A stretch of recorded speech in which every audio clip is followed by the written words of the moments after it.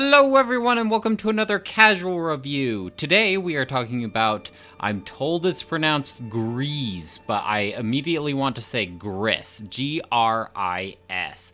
My brother has been nagging me on getting this game for a very long time. Like every time it goes on sale or something like that, he's always letting me know about it. He heartily recommends, so I knew it was something special because normally he tends to play more multiplayer focused games like Halo and Super Smash and League of Legends, so it was on my radar for a very long time, but I kept on putting it off. I think the main reason it took me so long to play this game is because I prefer my games physical. This is mostly a digital game. Now, it does have a couple of physical releases through companies such as Limited Run Games.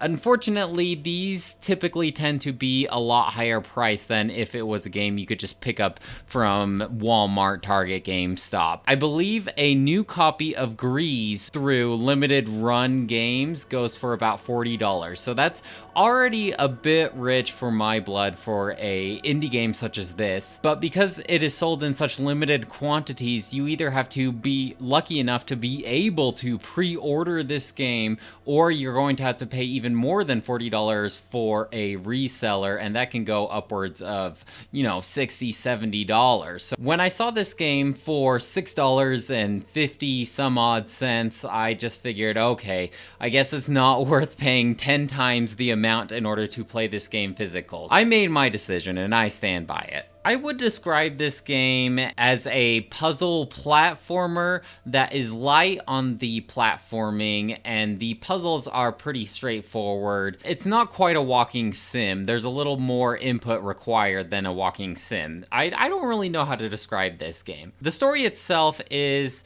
one of those up to interpretation, but basically it starts out you're this girl and you're like sleeping on this statue of a woman's hand. You start to sing, but you are unable to sing, so then the statue crumbles and you are set in this very monotone black and white world. So you are basically entrusted in obtaining all the colors for the world, to fill the world full of these colors, and the colors kind of represent environment as well. So if you gather up the color green, suddenly the world gets filled with this tree life, and if you obtain the color blue, it's filled with water. Like I said, why you are doing what you're doing or what exactly is happening is more up to interpretation. There's very little text in this game. Most of the time, the only time you will see text is if you obtain a color. It will tell you the color that you have obtained, or if you obtain a ability, it will tell you what button to press in order to activate that ability.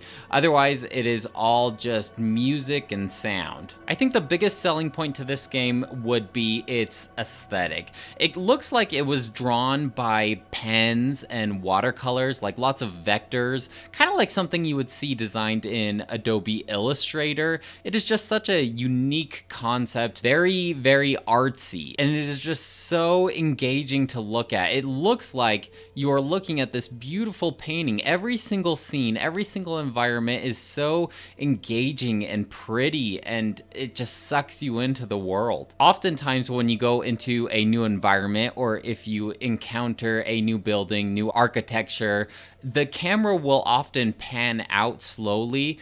It almost like it forces you, like, no, you are going to look at this whole thing all at once because it is just so beautiful. A lot of the times I have problems when the camera pans out because it is a lot of empty space, and it is pretty hard to see your character when this happens, especially when you're playing on handheld. But in this case, I think it is very much appreciated because I do oftentimes want to see what the whole environment looks like because it is very interesting. I don't know what word to use besides interesting. It is just very aesthetically pleasing to the eye. I know there's not a lot of people really arguing that video games aren't art these days, but I think this is a perfect example of why video games are considered art. It is a perfect blend of visuals and music and sound and controls. It all just blends so well together.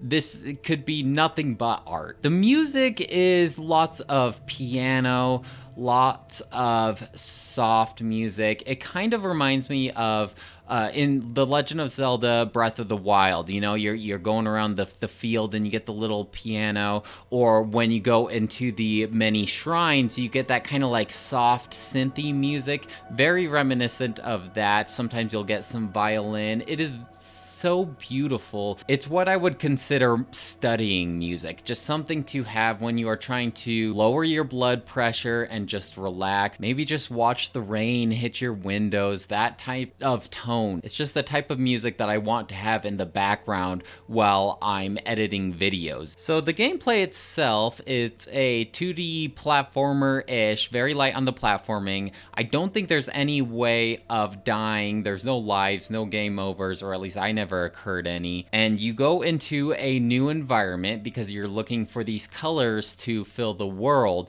And in order to progress, you have to obtain the stars, and the stars make a constellation bridge. I hope I'm explaining things okay here. So in order to get each star is kind of like its own little mini puzzle. And they are all in these branching pathways. So when you obtain all of the stars, then you can progress to the next area, because the stars make this little pathway that you can then interact with and step on to move forward. The puzzles themselves, I mean, they're not too head scratchy. I never really had to look up how to solve any puzzle. There is just some trial and error here, but if you have some common sense, you should be able to figure out these puzzles. Like I said, the platforming, if you do fail a jump, which happened to me a couple of times, because sometimes I would struggle to realize what I could interact with and what I couldn't. Sometimes I didn't know if I could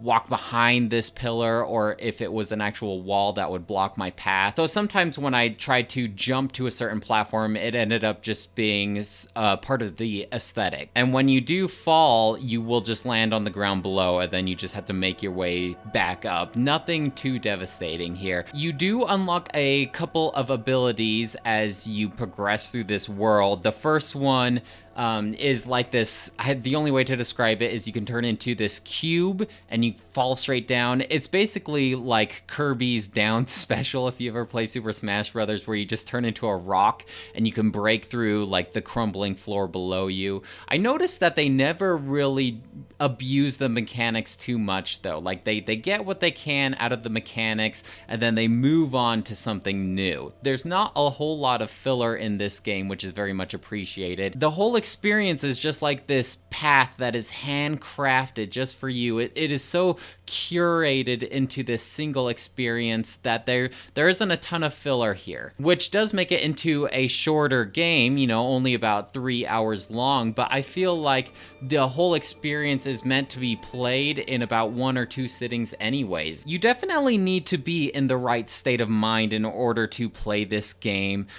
Get rid of any distractions around your house. You need to not be stressing out about anything, nothing in the back of your mind. It's the type of game that demands your entire attention. You just need to completely pay attention to what's going on the screen, and it will just suck you right in. It's the type of game that really relies and almost forces itself to put you in a type of emotional state. It's curated to make you feel something by what's going on the screen and what is playing in the music. There isn't any filler in this game, but there are a couple collectibles that you can obtain in each area. I didn't really know about this ahead of time because, like I said, there's no text or anything explaining how to play the game. You just kind of have to figure it out yourself. But basically, they are just off the beaten path a little bit. Sometimes they are a little bit more in-depth platforming in order to get these. Sometimes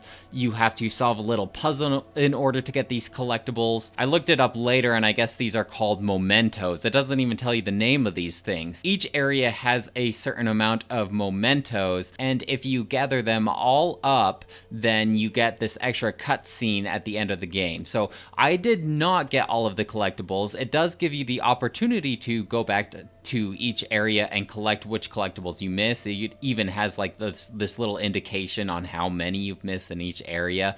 But I kind of feel like this is the type of game that you just want to play one and done. Kind of like a movie. At least you want to have a certain amount of time before you go back and replay a game like this. So I kind of cheated and I just looked up the ending cutscene, the secret one on YouTube, and that does kind of give a little more context on what's going on story-wise, but I still feel like a lot of it is up to interpretation. Overall, just a beautiful game, and it is the type of experience that will stick with me, I think, for a long time. I will definitely go back and listen to the soundtrack in the future. Special call out to my brother for recommending this game to me. Sorry it took me so long to get to it, but please feel free to give me any more recommendations like this. It's totally up my alley. If it isn't obvious by now, I wholeheartedly recommend this game. I give it a 5 out of 5. I think it is an amazing experience that everyone should try out at least once, even if you aren't a big gamer, because it doesn't require a lot of gaming abilities. It's just more of an experience, something that you should witness for yourself. That should be it for me, though. Let me know what you think of Gris or Gris or however you pronounce it, and I'd love to hear what you have to say. Maybe some theories on what's going on story-wise. That's it for me, though. I'll talk to you later. Bye!